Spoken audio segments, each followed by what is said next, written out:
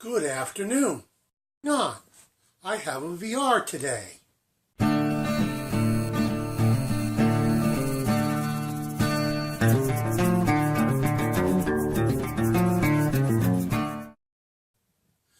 Glad to see you came back. Right now we're going to be talking to TRprepper. He's going for his 4,000 sub appreciation giveaway.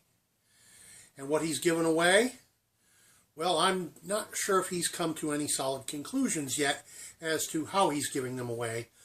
Whether it's going to be one to each of three or three to just one person. Steel, I'm not sure the designation. I've never used steel targets for shooting at. They're round, long steel targets. He's getting them from another YouTuber. I'm sorry, I don't recall his channel name.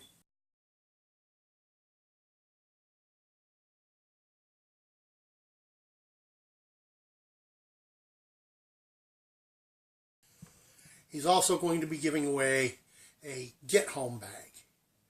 Now, I live in the middle of a town. I really have no place to use a steel target.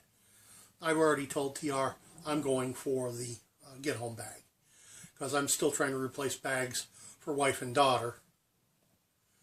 Though, I got to be honest, at this point, I'm not sure it's worth my effort to replace for them, but I can always use the gear myself. But that's a horse of another color. So for now, I'm just going to tell you TR's giveaway is going to be ending soon. I don't have the exact date here off the top of my head. I'll try and leave that down below with a link to his giveaway video. If you haven't heard of TR, why not? And I imagine with 4,000 subs, if you're subbed to me, you're probably subbed to him too. Mostly. I got a few channels that maybe not, but go give him a check out. Take a look at what he's doing. Pretty decent dude. He's a fellow that sent me those cartridges so I could make whistles for the Boy Scouts I had of a class coming up for. I just haven't gotten around to it yet. Sad but true. Though I did do part of the job, I managed to cut off the necks on all of the cases. You'll see part of that in an upcoming video. I think it's upcoming. I don't think it's gone public yet. When it hits, it's a DIY black powder flask. Just another DIY, just off the top of the head, from here to Smithy, on how to use scraps and throwaways to create something useful. Yeah, TR wanted to know a gun story. Okay. I have a video up already on my channel, and I don't remember how much detail I went into it, about a shotgun that was stolen from me back in '86. Late '86, early '87, in thereabouts. But that's not the gun story we're going to tell. We're going to tell a different gun story about the same shotgun from years ago.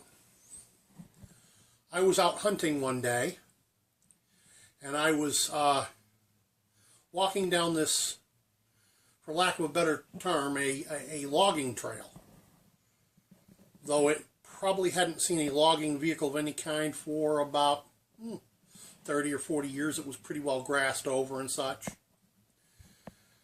And all of the local kids used that trail to get back into the local beaver dam area.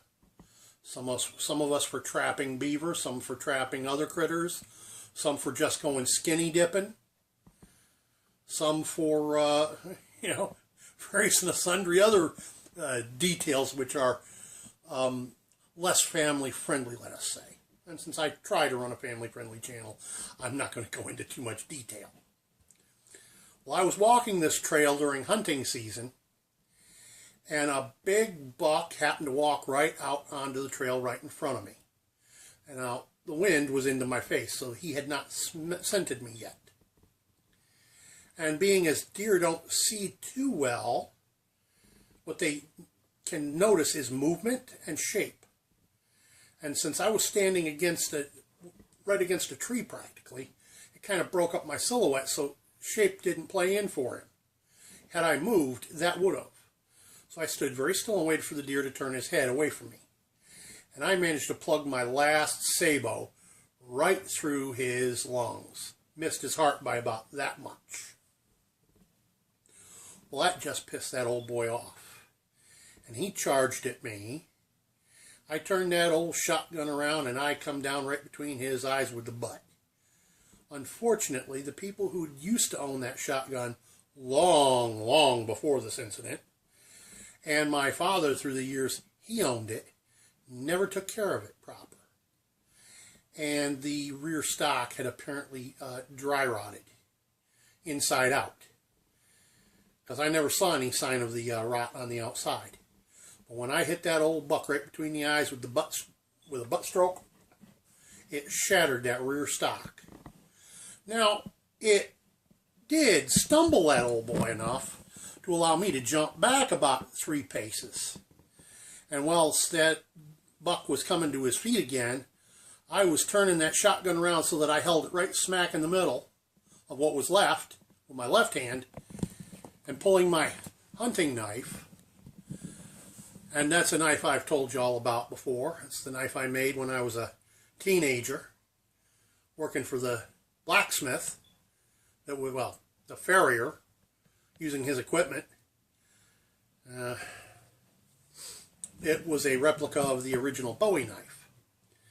Well, I used that shotgun in my left hand to catch the deer. He was making a charge with his antlers. He was that pissed off. Managed to stick this right into his antlers to fend him off at arm's length. And then I brought that knife right around and cut that old boy's throat in one stroke. That was the end of that fight. Well, that's the shotgun that I'm still trying to find some, 30 plus years later, after it was stolen from my pickup truck. Well, just short of 30 years. It'd be the end of this year would be 30 years. And it wasn't much of a shotgun. It was a single shot 16 gauge. And the only reason I want it back? Sentimental value. Because I'm told that a Model 37 Winchester don't have a whole lot of value. Or at least it didn't at the time. A gun store that I took it in for appraising its value told me it was worth $50 at the time. Somehow I think they were hoping I was going to sell it to them for that price so they could turn around and make a big profit on it. Because I'll be honest with you, that old shotgun had no serial number. At least wise not that I recall it having. So, you wanted a gun story, there it is.